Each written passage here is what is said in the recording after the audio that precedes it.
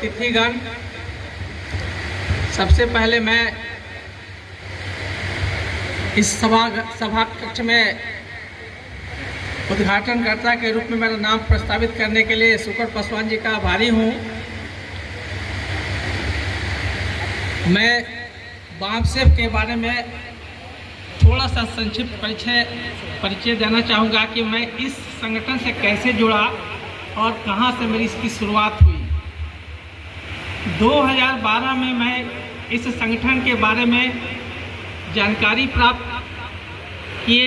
वह जानकारी मुझे इस रूप में प्राप्त हुआ कि 2 मेडिकल डॉक्टर मेरे आवास पर आए और अपने संगठन की विचारधारा से मुझे अवगत कराए और कुछ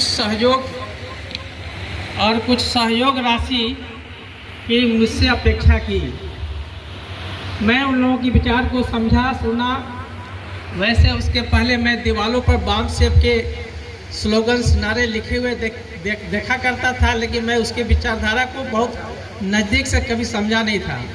लेकिन उन दोनों डॉक्टरों के डिस्कशन के दौरान मुझे उसके इस संगठन के विचारधारा से काफ़ी जानकारी प्राप्त हुई और मैंने उस वक्त तत्समय जो है चंदा के रूप में 10,000 रुपये का कंट्रीब्यूशन दिया। इसके बाद मैं दोबारा वैशाली में इसी तरह का एक प्रोग्राम था गत वर्षों में, उसमें पहली बार अटेंड किया, वो भी माननीय शुक्र जी के सौजन्य से। और आज यहाँ दूसरी बार यहाँ आया हूँ इस विचारधारा के बारे में कुछ समझने, कुछ बातें कहने के लिए।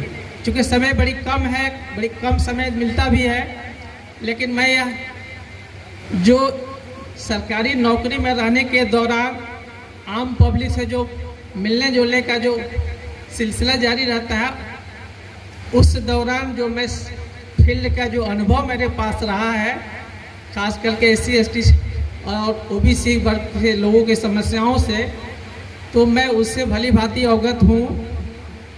इस काम करने के दौरान बहुत से SC ST OBC के अफसरों और कर्मचारियों के बीच भी काम करने का मौका मिला, लेकिन मुझे अफसोस होता है तब जानकर कि OBC के वैसे पदाधिकारी जो आरक्षण से तो BPSC में सेलेक्ट होके आए हुए थे, लेकिन आरक्षण के बारे में उनका दृष्टिकोण बहुत नकारात्मक मुझे सुनने को मिलता था। हालांकि मैं बहुत उसी वक्त प्रत्युत्तर में उसका खंडन करता था कि जो पदाधिकारी जिस बेनिफिट का लाभ लेकर अपनी सेवा में आया, वो उसके बारे में इस तरह की धारणा रखता है, वो तो हम समझते हैं वो एक तरह से उससे के साथ गद्दारी करता है। मैं भी चूँकि EBC कम्युनिटी से बिलोंग करता था, मैं भी आरक्षण के लाभ प्राप्त करके इस पदों पर आया, तो मैं इसके प्रति 100% समर्पित रहा हूँ। मैं जहाँ भी जाता हूँ, जिस रूप में जाता हूँ, कुछ न कुछ लोगों को ब्रेन वॉश करते रहता हूँ। एवं मैं 2 बार इलेक्शन ऑब्जर्वर के रूप में, एक बार राजस्थान जाने का मौका मिला, एक बार महाराष्ट्र के गोंदिया भंडारा में जाने का मौका मिला। लकीली मेरे साथ जो टीम थी रिपोर्ट तैयार करने वाले, वो OBC और SC कम्युनिटी के लोग थे।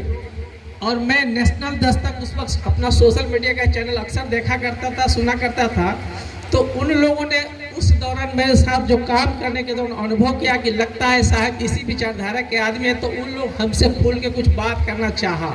मैंने उन लोगों को ब्रीफ किया, जबकि उन लोग नेशनल दस्तक से कोई अवगत था ही नहीं। हमने उन लोगों को चैनल को सब्सक्राइब करा दिया। राजस्थान में गए थे तो अशोक गहलोत के बरादरी के समुदाय के लड़का इनकम टैक्स में काम करता था, ऑपरेटर के रूप में ड्यूटी थी मेरे साथ काम करने के लिए। और महाराष्ट्र में गोंदिया गया था, विनोद मिश्राम करके तहसीलदार हुआ करते थे, वो आज के डेट में रिटायर होकर नागपुर में रहते हैं। उनसे आज भी मेरी व्हाट्सएप पर मैसेज चैट होते रहते हैं। वो अपना महाराष्ट्र की समस्याओं को किसी न किसी में जो आंदोलन होता है उसको भेजते हैं। मैं भी जो नेशनल लेवल का उचित समझता हूँ उसको शेयर करता रहता हूँ। लेकिन अभी भी मैं देखता हूँ SC ST के बहुत से, ST को तो नहीं, चूँकि ST झारखंड में है, बिहार में है नहीं, SC कम्युनिटी के बहुत से ऐसे अफसरों को देखता हूँ, है तो SC कम्युनिटी के, लेकिन उनकी आइडियोलॉजी, विचारधारा, उनका जो सुबह में गुड मॉर्निंग का जो शेयर करने का जो पिक्चर है, उसमें आमतौर पर जो है शिव जी का पिक्चर आएगा, दुर्गा जी के आएगा, कोई ना कोई ऐसे देवी धर्म के से चिन्ह से जुड़ा हुआ आएगा। तो मैं समझ जाता हूँ कि यह एक्चुअली दलित तो जरूर है, लेकिन ये दलित हिंदू में से आते हैं, वो अम्बेडकरवादी हिंदू नहीं बन पाए हैं। हालांकि मैंने बहुत कोशिश करता हूँ उन लोग को अपने असर से आप लोग के आइडियोलॉजी से जुड़ा हुआ बाउंड्री से जुड़ा आइडियोलॉजी शेयर करते रहता हूँ, यह जान के कि SC/ST के लोग हैं ये उसको उतना बुरा नहीं मानता होगा, इसलिए मैं शेयर भी कर देता हूँ। एवं मैं जनरल कैटेगरी के ग्रुप से भी जुड़ा हूँ जो अपने बैच के लोगों से, उसमें ज़्यादातर ब्राह्मण समुदाय के लोग, भूमिहार समुदाय के लोग अक्सर हैं। वो लोग अक्सर नेगेटिव बातें स्पेशली मुस्लिम के बारे में भेजते रहता है, लेकिन मैं भी अकेला एक बंदा उस ग्रुप पर रहता हूँ भी बाम सेब से जुड़े हुए सारा सूचनाओं जो मुझे प्राप्त हो जाती है जय मूल्यवासी के माध्यम से, उसको हम शेयर करते रहता हूँ ताकि एहसास उसको भी हो कि नहीं इस तरह के लोग, इस तरह के भी आंदोलन देश में चल रहा, उसको भी एहसास होना चाहिए। तो मैं कहना चाहूँगा इस संगठन को विस्तारित करने के लिए मेरा जो अपना सुझाव है, मानना ना मानना अलग बात है, लेकिन हम समझते सुझाव देना चाहता हूँ कि बिहार में 2 ऐसे पद हैं बिहार सरकार के द्वारा सृजित। एक है टोला सेवक जो इस प्राइमरी स्कूलों में पढ़ाने का काम करता है, और SC/ST या दलित समुदाय के जो भी बच्चे जो स्कूल नहीं जाते हैं उसको स्कूल में लाकर उसको इनरोलमेंट कराता है, बच्चों का अटेंडेंस सुनिश्चित कराता है। तो वो एक बहुत बड़ा फौज है आपका समुदाय का, SC कम्युनिटी का। बेसिकली यहाँ बिहार में जो महादलित कहलाता है लोग, उसको आप लोग ग्रुप में डिस्ट्रिक्ट में जो भी पदाधिकारी हो काम से जुड़े हुए उसको एक ग्रुप से जोड़िए, तय कीजिए ताकि विचारधारा का फैलाव तेजी से ग्रामीण लेवल पर बहुत ज़्यादा से कम समय में फैला जा सके।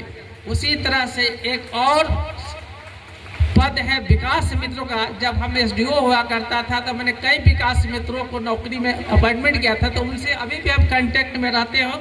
उन लोगों को जो भी प्रॉब्लम होती है तो कुछ लोग हमसे अनुभव लेने के लिए, जानने के लिए शेयर करते रहते हैं, अपनी समस्या रखते रहते हैं। तो मैं उन लोगों को भी, चूँकि मैं उस वर्ग से नहीं आता हूँ इसलिए हमारी बात कहता तो जरूर हूँ लेकिन उतना प्रभावित नहीं कर पाएगा जितना उस समाज के लोग विकास मित्रों को भी इस संगठन के विचारधारा वाला आइडियोलॉजी से या सोशल मीडिया से जोड़ दें तो उसमें बहुत जल्दी क्रांतिकारी बदलाव आएगा।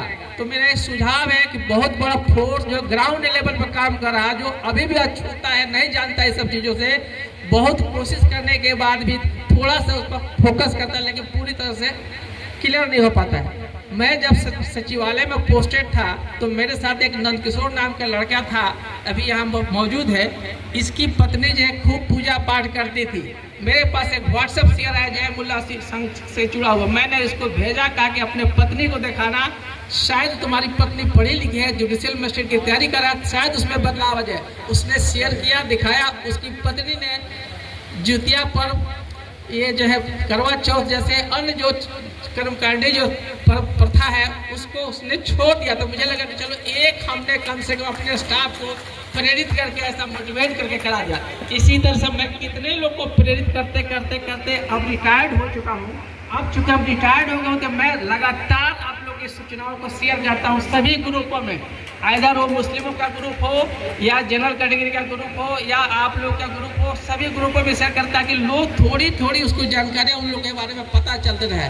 तो जिस तरह से जगाने का कार्यक्रम आप लोग चला रहे हैं, तो मैं एक सोशल मीडिया, चूँकि मैं लगातार 5 से 6 घंटा सोशल मीडिया नियमित रूप से देखता हूँ, तो बहुत सी जानकारियाँ मुझे आते रहती है, मिलते रहती है। तो मैं 1-2 को सोशल मीडिया के प्लेटफार्म को दूंगा, आप जरूर देखें और यदि उचित समझे तो अन्य को शेयर करें। उस